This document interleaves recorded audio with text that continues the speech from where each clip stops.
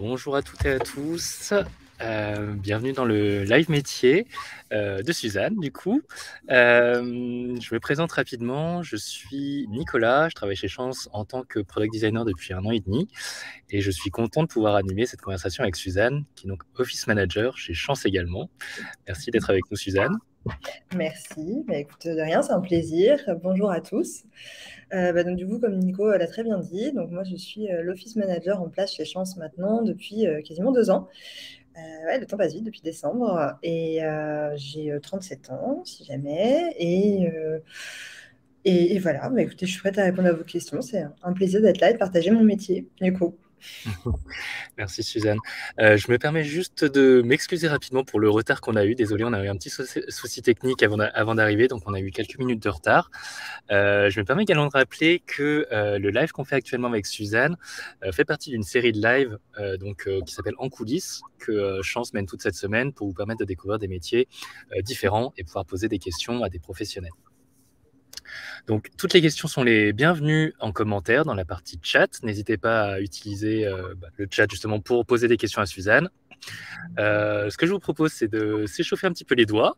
N'hésitez pas à nous dire justement dans le chat une chose qu'on aime bien savoir, c'est d'où vous nous écoutez ou d'où vous nous regardez.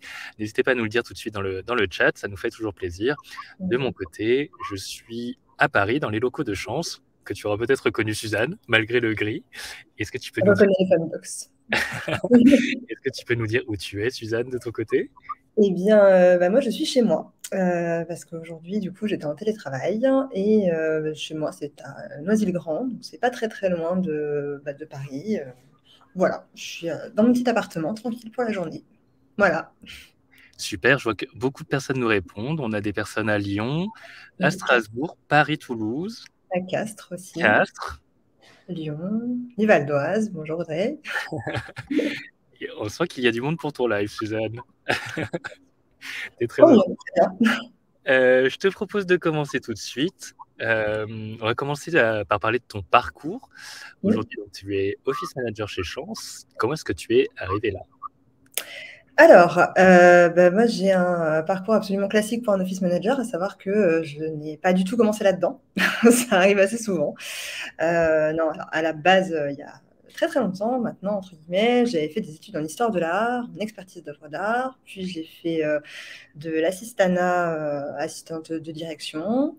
Après, j'ai fait un peu de tourisme, j'ai refait de l'assistanat de direction et en fait, via mon dernier poste que j'avais occupé, je m'avais beaucoup discuté avec un de mes responsables qui était justement l'office manager en place de la boîte où j'étais et qui me disait qu'il y avait pas mal de choses dans ce que je faisais qui lui faisaient penser que je pourrais être une bonne office manager. Et du coup, je me suis un peu plus intéressée à son métier. Et donc, voilà comment j'ai atterri chez Chance en tant qu'office manager. Donc, je me suis vraiment penchée un peu sur le métier, j'ai vu ce que c'était, j'ai regardé par rapport à mes compétences, c'est-à-dire tout ce que j'avais acquis par le passé et ce qu'il allait falloir développer, comment est-ce qu'on apprenait un peu le métier. Et puis, je me suis lancée en me disant qu'effectivement, je me reconnaissais dans beaucoup de choses, beaucoup de compétences qu'il fallait avoir, dans beaucoup d'envies. Par exemple, je sais que j'aime beaucoup organiser les choses, j'aime bien clarifier des process, j'aime bien être un peu, comment dire, un peu ouais, au cœur de la machine, dans le sens de voir un peu vraiment comment fonctionnent les rouages d'une entreprise et prendre soin des collaborateurs, surtout, très important. Et je me suis dit que ça me correspondait. Donc, sans mauvais jeu de mots, j'ai tenté ma chance et ça a fonctionné. Voilà. Et justement, tu parles de différentes qualités, enfin des choses qui t'ont attiré vers ce métier. Est-ce que tu pourrais nous citer d'autres, parce qu'il y a d'autres qualités qui peuvent être nécessaires pour occuper le poste office manager? Mmh. Alors, c'est un poste, en fait, c'est un peu un métier où le spectre d'action peut être assez large. Donc, du coup, il faut quand même savoir bien organiser sa journée, savoir gérer ses priorités, être assez rigoureux et très organisé dans son travail. Alors, je ne dis pas que je suis parfaitement organisée dans mon travail, mais je m'en sors suffisamment assez bien pour le moment. Donc, voilà, c'est de la rigueur, c'est de l'organisation, c'est savoir prioriser un peu certaines tâches. Il y en a, c'est tout de suite, c'est maintenant, et d'autres, on sait que avec une bonne organisation, on peut replanifier dans sa journée. Voilà, savoir gérer plusieurs tâches en parallèle et savoir être un petit peu sur tous les fronts. s'intéresser à beaucoup de choses au sein de l'entreprise, savoir comment gérer un peu les gens, les échanges, s'assurer que les communications sont fluides. Donc, voilà.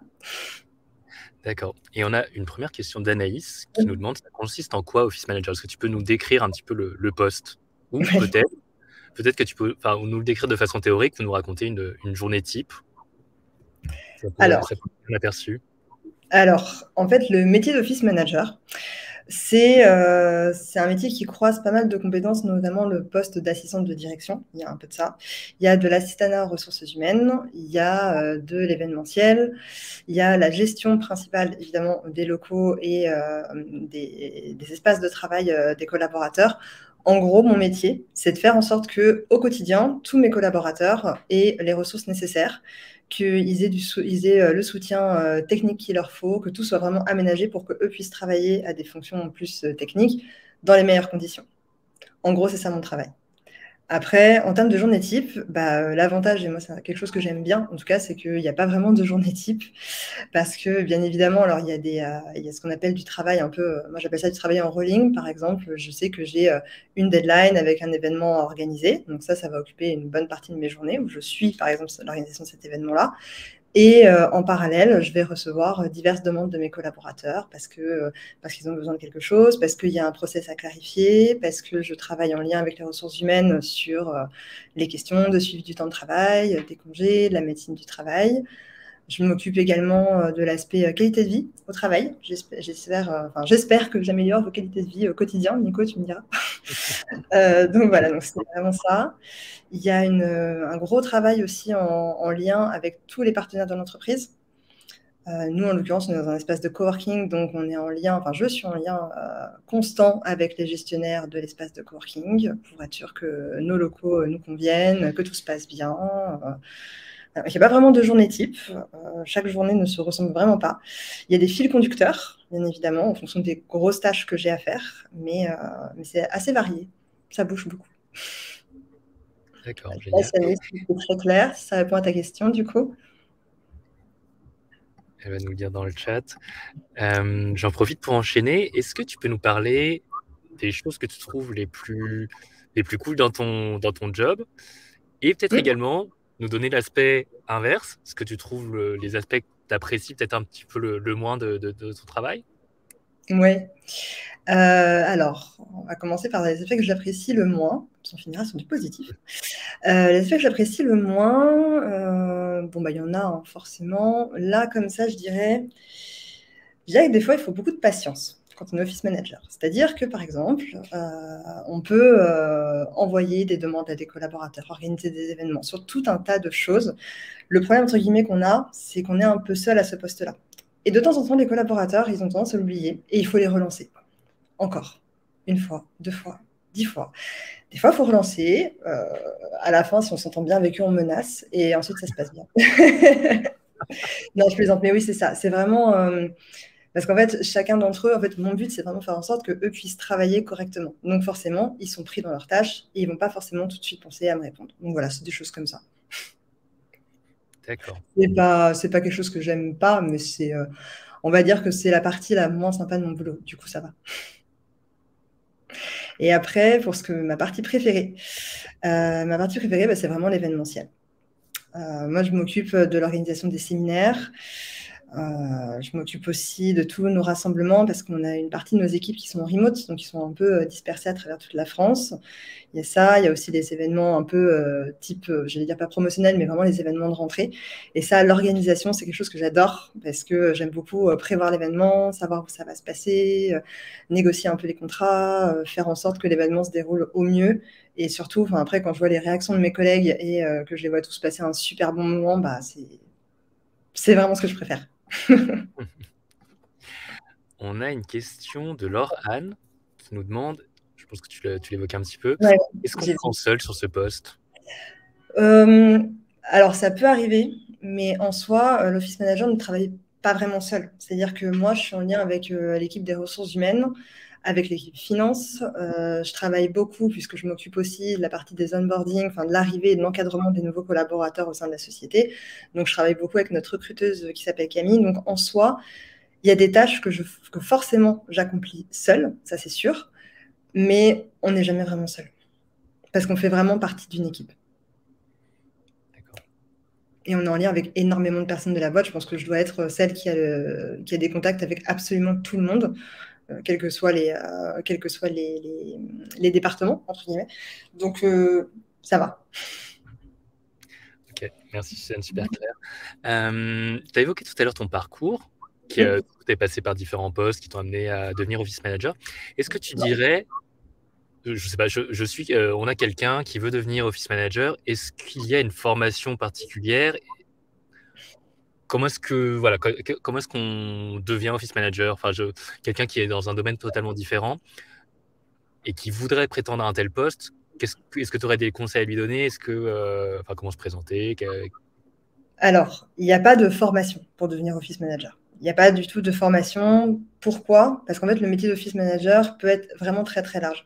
En fonction des sociétés et en fonction des environnements dans lesquels on travaille, il y en a qui vont travailler beaucoup plus sur la partie RH, d'autres beaucoup plus sur la partie finance, d'autres qui vont être simplement sur façon de parler, simplement sur l'événementiel. Ça dépend vraiment des spectres. Il y en a certains, même dans certaines boîtes, qui vont être considérés comme un peu le bras droit du CEO dans des petites structures. Donc ça dépend vraiment. Comment faire? Je dirais, en fait, moi, je me suis vraiment formée par l'expérience. C'est-à-dire, en fait, j'étais assistante et j'ai vu un peu en quoi ça consistait. Il y a des choses très transverses qu'on peut retrouver. Et après, c'est beaucoup de soft skills, en fait. Enfin, c'est beaucoup de compétences personnelles. À savoir, moi, j'aime bien prendre soin des gens. J'aime bien créer un environnement de travail motivant pour mes collaborateurs. J'aime bien m'assurer que tout fonctionne bien. J'aime bien participer à l'élaboration des process d'une entreprise. Donc voilà, c'est plus des compétences personnelles, vraiment, qu'on acquiert au fur et à mesure de diverses expériences qui ne sont pas forcément de l'office management, mais qui peuvent totalement convenir à la fin. Quand on met tout bout à bout, on se dit au final, oui, je peux être office manager.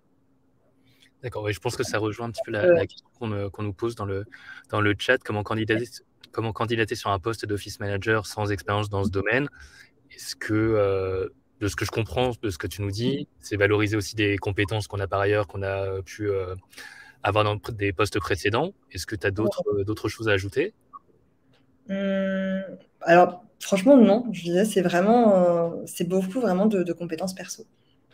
C'est vraiment voilà, l'appétence pour l'organisation, être très rigoureux, savoir gérer plusieurs choses en même temps. Être au cœur vraiment de la machine, c'est quelque chose qu'il faut aimer faire aussi, parce que tout le monde n'aime pas forcément. Et voilà. Mais c'est vrai que non, il n'y a pas de vraie formation pour être office manager. Après, il y a des collectifs. Il y a un collectif d'office management qui a été créé par une office manager qui s'appelle Lia Bazin, qui est absolument fantastique, qui regroupe vraiment beaucoup de tips, beaucoup de conseils pour tous ceux qui souhaiteraient se lancer dans le métier d'office manager, mais il n'y a pas de formation à proprement parler. Ça marche. Alors, attends, j'avais juste vu une question dans le chat un peu plus haut. Oui, Euh, je monte un petit peu. ouais, Bah, si tu veux, on a une question d'Aurélie justement qui oui, dit: est-ce que c'est très un bien. métier qu'on peut faire à temps partiel?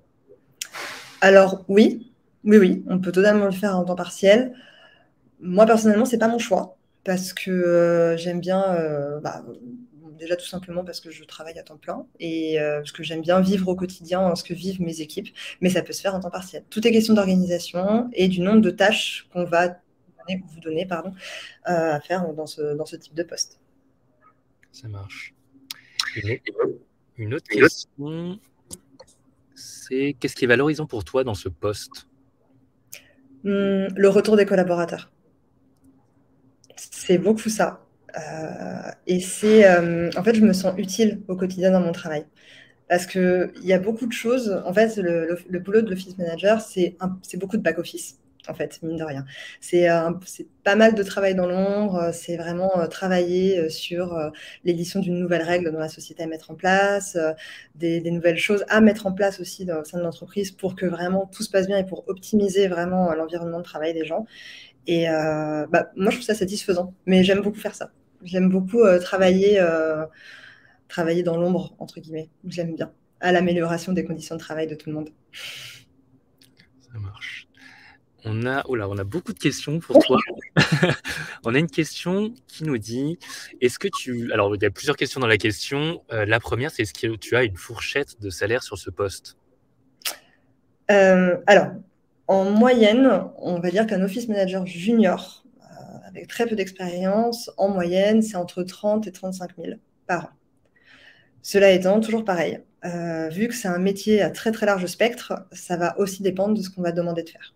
C'est-à-dire qu'un poste d'office manager pour 200 personnes dans une société sur laquelle on va te demander de travailler sur les fiches de paye, sur organiser des séminaires pour 200 personnes notamment, ce ne sera pas la même chose que si tu es office manager dans une petite société. Sachant que si tu es dans une petite société, tu peux endosser un peu plus de rôles. Donc c'est vraiment variable. En moyenne, entre 30 et 35 pour un junior, et ça va dépendre aussi des tâches que tu dois faire. Et pour un plus senior, du coup, tu dirais Alors, pour un plus senior, moi, j'avoue Je pense que c'est pour aussi avoir une idée pour les personnes qui voudraient commencer cette carrière, de se dire ou de se projeter de où je peux aller éventuellement à terme. Moi, j'ai vu des fourchettes, j'ai dit des fourchettes de prix, pas du tout, des fourchettes salariales, pardon, qui pouvaient monter à plus de 45 000 par an.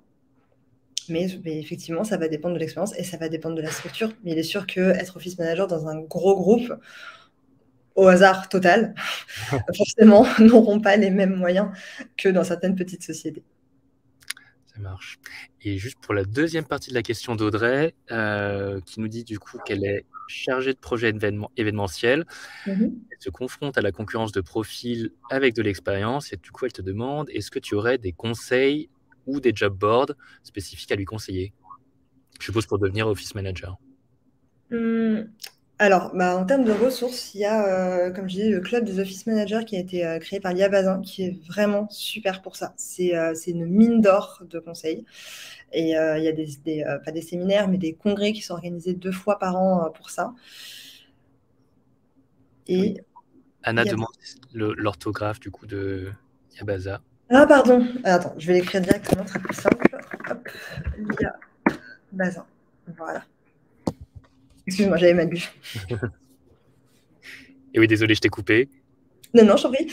Après, en termes de job board, pas vraiment. C'est vrai que je me suis beaucoup basée, j'ai beaucoup appris en lisant tout ce qu'elle publiait au quotidien. Et sur LinkedIn, beaucoup. Il y a aussi des communautés avec lesquelles on peut pas mal échanger. Voilà. Il n'y a pas vraiment de job board ou vraiment de plateforme autre dédiée à ça. Enfin, voilà. D'autres questions, du coup, au niveau hiérarchique, à qui reportes-tu? Où se situe généralement l'office manager dans la hiérarchie? Parce que du coup, toi, tu reportes à quelqu'un particulier, tu vas nous le dire. Et est-ce que c'est le cas dans toutes les boîtes ou est-ce que ça peut changer?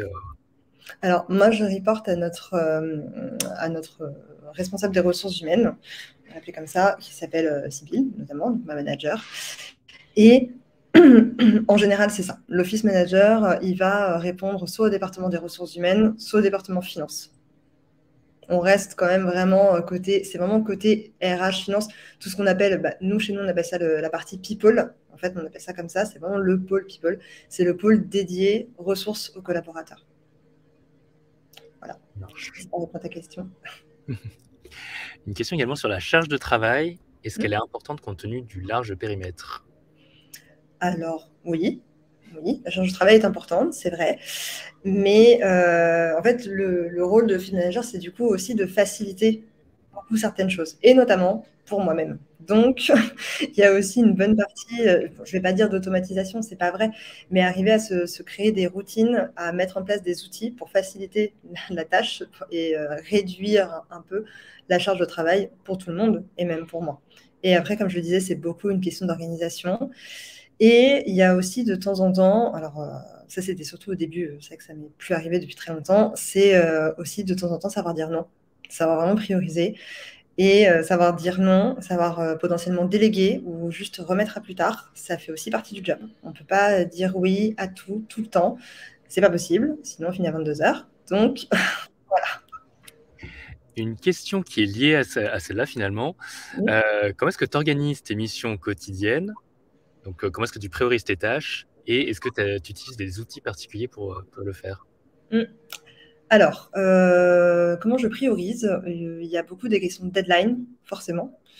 Deadline et disons que si, par exemple, le responsable, enfin le CEO de chez nous me demande quelque chose et que c'est très urgent, il est évident que ça va passer en priorité. Mais En fait, j'essaie de prioriser parce que je sais aussi, maintenant, j'apprends aussi avec l'expérience, combien de temps ça va me prendre de mettre en place telle et telle chose.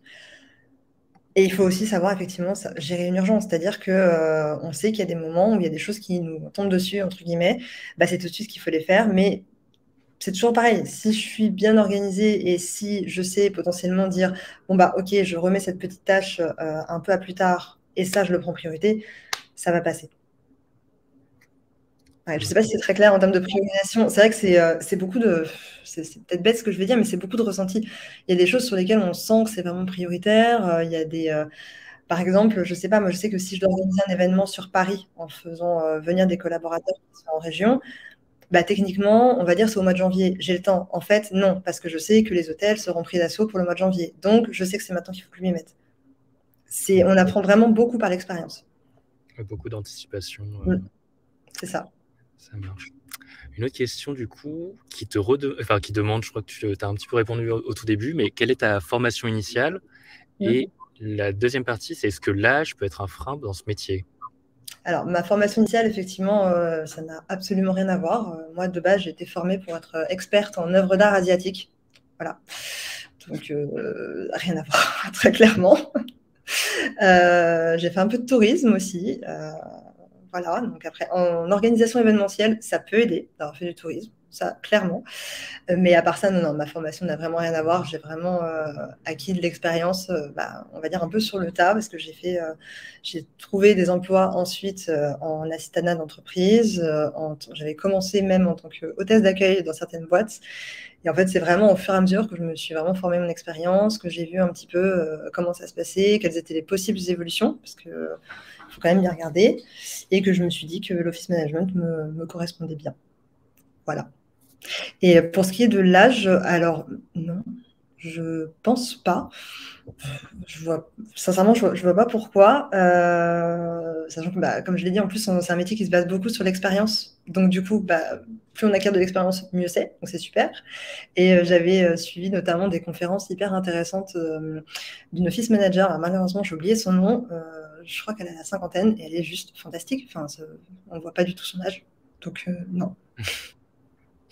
Bon, après, peut-être que si j'étais office manager à 60 ans, je resterais peut-être moins tard pour les pots avec la boîte, quoi. Peut-être. Et Une question intéressante aussi d'Audrey qui demande si tu as déjà été happiness officer et justement quelle est la différence que tu fais avec ton métier d'office manager. Voilà, elle dit: j'ai l'impression que la différence se situe plus au niveau de la répartition des tâches. Est-ce que tu peux nous en dire plus sur la différence justement?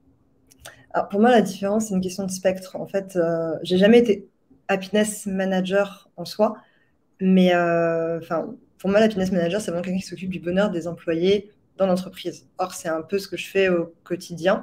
Toujours pareil, j'espère, Nico, tu me diras. Voilà, c'est un peu ce que je fais au quotidien, mais pas que, en fait. Donc, je ne m'occupe pas simplement, c'est une grosse part du travail, attention, de faire en sorte que les collaborateurs soient heureux au bureau, que tout se passe bien pour eux. Il y a aussi beaucoup de process et de procédures beaucoup plus terre à terre à mettre en place. Il y a le lien avec la fonction RH qui est aussi, entre guillemets, plus terre à terre avec laquelle je dois travailler, la question financière, le suivi des budgets, etc. Donc, pour moi, Happiness Manager, ça fait partie de ce que je fais, mais ce n'est pas tout ce que je fais. Pour moi, c'est ça. L'Office Manager fait plus et a beaucoup plus d'impact sur l'entreprise à tous les niveaux qu'en étant happiness officer. Enfin, je peux m'occuper de gérer les agendas de notre directeur, par exemple, sur certaines choses. Par exemple. D'accord. Merci pour la réponse, c'était très clair. Pour enchaîner, je te propose de parler de sens au travail. Je pense que tu n'es pas sans savoir que chez Chance, on parle pas mal du sens au travail.